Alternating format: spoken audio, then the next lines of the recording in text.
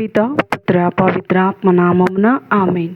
ప్రియ స్నేహితులారా, మీ అందరికీ దేవుని యొక్క ఆశీస్సులను తెలియజేస్తూ ఈనాడు ఆగస్టు 1వ తారీఖు మరి జూలై నెలంతా కూడా దేవుడు మనలందరినీ కాచి కాపాడినందుకు కృతజ్ఞతలు చెబుతూ ఆగస్టు నెలను ప్రత్యేకంగా స్వాగతించుదాం. ఈనాటి దివ్యబలి పూజ పఠనాల ధ్యానాంశం: సత్యం కోసం నిలబడిన వారిని లోకం తిరస్కరిస్తుంది, దేవుడు వారిని మహిమపరుస్తాడు. ఇర్మియా గ్రంథం 26వ అధ్యాయం 11వ వచనం నుండి 16వ వచనం వరకు మరియు 24వ వచనం. మత్తయి సువార్త 14వ అధ్యాయం 1వ వచనం నుండి 12వ వచనం వరకు. ప్రియమైన క్రీస్తులోని సహోదరి సహోదరులారా, ఈ ప్రపంచంలో 2 రకాల మనుషులు ఉంటారు. మొదటివారు అందరికీ నచ్చే మాటలు చెప్పేవారు, వీరికి చప్పట్లు వస్తాయి. రెండవ వారు దేవునికి నచ్చే మాటలు చెప్పేవారు, వీరికి తరచుగా వ్యతిరేకత వస్తుంది. ప్రపంచం మొదటి వారిని గౌరవిస్తుంది, కానీ దేవుడు రెండవ వారిని గౌరవిస్తాడు. ఈరోజు మనం ధ్యానిస్తున్న 2 పఠనాలు ఒక గొప్ప సత్యాన్ని బోధిస్తూ ఉన్నాయి. ఇర్మియా సత్యం చెప్పాడు, అతన్ని చంపాలని నిర్ణయించారు. యోహాను బప్తిస్మా దాత సత్యం చెప్పాడు, అతన్ని తలను నరికివేశారు. ఇద్దరు ఒకే పాఠాన్ని నేర్పిస్తున్నారు. సత్యాన్ని ప్రకటించే సేవకుడు తన ప్రాణాన్ని కూడా లెక్క చేయడు. ఈ రోజుల్లో ప్రపంచానికి నిజమైన ప్రవక్తల కొరత లేదు, సత్యం చెప్పడానికి సిద్ధపడే ప్రవక్తల కొరత ఉంది. మన సంఘానికి, మన కుటుంబాలకు, మన సమాజానికి అవసరమైనది ప్రజలను సంతోషపెట్టే బోధ కాదు, దేవుని వైపు తిప్పే బోధ. సత్యం చెప్పే సేవకుడు ఒంటరిగా కనిపించినా దేవుడు అతనితోనే ఉంటాడు. ఇది మొదటి అంశం. ఇర్మియా దేవాలయ ప్రాంగణంలో నిలబడి దేవుని సందేశాన్ని ప్రకటించాడు. అతను చెప్పిన మాటలు ప్రజలకు నచ్చలేదు. ఇజ్రాయేలు యాజకులు అబద్ధ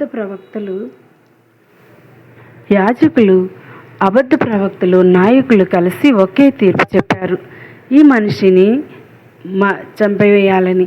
ఇది ఎంత బాధాకరమైన విషయం. దేవుని మందిరంలోనే దేవుని ప్రవక్తను చంపాలని నిర్ణయించారు. ఈరోజు కూడా కొన్నిసార్లు సత్యం బయట ప్రపంచంలో కంటే మతపరమైన వాతావరణంలోని ఎక్కువ వ్యతిరేకతను ఎదుర్కొంటుంది. సత్యం మన పాపాన్ని బయటపెడుతుంది, అందుకే పాపంలో జీవించే మనిషి సత్యాన్ని ప్రేమించడు. ఇర్మియా భయపడలేదు ఎందుకు? ఇర్మియా ఇలా అన్నాడు, నన్ను పంపింది యెహోవాయే. అతడు తన బలాన్ని ప్రజల్లో వెతకలేదు, తన ధైర్యాన్ని దేవునిలో వెతికాడు. ప్రజల అంగీకారం మారిపోతుంది, దేవుని పిలుపు మాత్రం ఎన్నటికీ మారదు. ఈరోజు మనం ఒక ప్రశ్న వేసుకోవాలి, నేను దేవుని మెప్పు కోసం జీవిస్తూ ఉన్నానా, లేక మనుషుల మెప్పు కోసం జీవిస్తున్నానా? ఎవరైనా నన్ను విమర్శిస్తే నా విశ్వాసం కదిలిపోతుందా? ప్రజలు నన్ను అంగీకరించకపోతే దేవుని సత్యాన్ని వదిలేస్తున్నానా? ఈ కాల ప్రమాదం. ఈ రోజుల్లో చాలామంది ఇలా అంటారు, ఎవరిని నొప్పించకూడదు, అది మంచిదే, కానీ అందుకోసం దేవుని సత్యాన్ని దాచిపెడితే అది ప్రేమ కాదు, అది రాజీ అవుతుంది.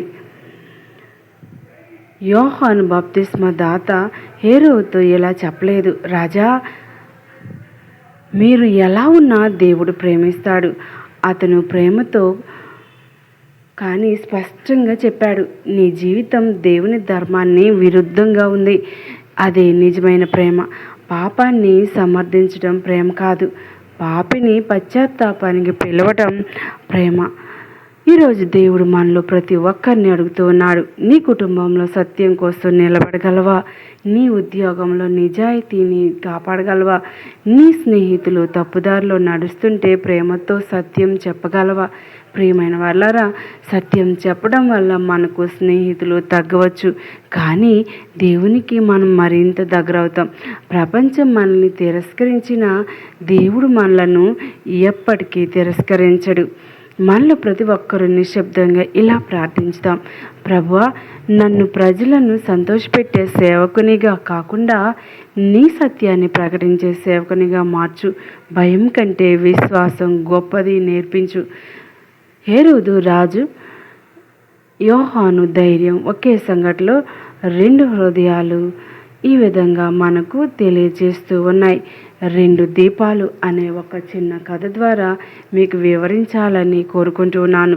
ఒక గ్రామంలో 2 దీపాలు ఉండేవి. ఒకటి పెద్ద రాజభవనంలో వెలిగేది, మరొకటి చిన్న ప్రార్థనా మందిరంలో వెలిగేది. ఈరోజు రాజభవనంలోని దీపం గర్వంగా ఇలా చెప్పింది, నేను రాజుగారి ఎదుట వెలుగుతూ ఉన్నాను, అందరూ నన్ను చూస్తారు. ప్రార్థన మందిరంలోని దీపం చిరునవ్వుతో చెప్పింది, నేను దేవుని ఎదుట వెలుగుతూ ఉన్నాను, నన్ను మనుషులు చూడకపోయినా పర్వాలేదు. కొన్ని రోజుల తర్వాత బలమైన గాలి వీచింది. రాజభవనంలోని దీపాన్ని రాజు భయంతో ఆర్పించాడు. ఎందుకంటే తెరలకు మంటలు అంటుకుంటాయని అనుకున్నాడు. కానీ ప్రార్థనా మందిరంలోని దీపాన్ని ఒక వృద్ధ పూజారి తన చేతులతో కప్పి కాపాడాడు. ఆ దీపం ఇంకా వెలుగుతూనే ఉంది. ఆ వెలుగు చూసి అనేక మంది ప్రార్థనకు వచ్చారు. ఆ రోజు వృద్ధ పూజారి ఇలా అన్నాడు, మనుషుల ప్రశంస కోసం వెలిగే వెలుగు త్వరగా ఆరిపోతుంది. దేవుని సత్యం కోసం వెలిగే వెలుగు ఎన్నో హృదయాలను ప్రకాశింపజేస్తుంది. ఇర్మియా రాజులకైనా నాయకులకైనా భయపడకుండా దేవుని సత్యాన్ని ప్రకటించాడు. దేవుడు అతన్ని కాపాడాడు. బాప్తిస్మ యోహాను సత్యం కోసం తన ప్రాణాన్ని అర్పించాడు. అతని శరీరాన్ని చంపగలిగారు, కానీ అతని సాక్ష్యాన్ని కాదు. సత్యం కోసం జీవించిన వాడు కొన్నిసార్లు బాధపడవచ్చు, కానీ దేవుని దృష్టిలో అతడే నిజమైన విజేత. ప్రియ స్నేహితులారా, మరి ఈనాడు మనం ఇంకో కథ ద్వారా తెలుసుకుంటే, ఒక రాజు ఒక అద్దం ఉండేది. ఆ అద్దం అతని ముఖంలో ఉన్న ప్రతి మచ్చను స్పష్టంగా చూపించేది. రాజుకు అది నచ్చలేదు. ఒకరోజు కోపంతో ఆ అద్దాన్ని పగలగొట్టాడు. అప్పుడు పక్కనే ఉన్న ఒక వృద్ధ జ్ఞాని చిరునవ్వుతో ఇలా అన్నాడు, మహారాజా, ఆ అద్దాన్ని పగలగొట్టారు, కానీ మీ ముఖంలోని మచ్చలు మాత్రం పోలేదు. అప్పుడు రాజుకు తన తప్పు అర్థమైంది. ఇర్మియా, యోహాను, బాప్తిస్మ యోహాను ఇద్దరు దేవుని అద్దంలో ఉన్నారు. వారు ప్రజల పాపాన్ని చూపించారు, ఇర్మియాను చంపాలని ప్రయత్నించారు. యోహాను బాప్తిస్మ తాతను తల నరికివేశారు, కానీ ప్రవక్తలను తొలగించడం వల్ల పాపం తొలగిపోలేదు. దేవుని వాక్యం ఎప్పటికీ నిలిచి ఉంది. ప్రజలకు చెప్పిన సందేశం ఇదే, సత్యాన్ని చెప్పే వ్యక్తిని నిశ్శబ్దం చేయవచ్చు, కానీ సత్యాన్ని ఎన్నటికీ చంపలేం. కళ్ళు మూసుకొని ప్రార్థన చేద్దాం. ప్రియమైన తండ్రి, దయగలిగిన దేవ, ఈ యొక్క వాక్యం ద్వారా మా హృదయాలను తెరవమని మీ పవిత్ర నామంలో అడిగి వేడుకొంచున్నాం తండ్రి. ఆమేన్.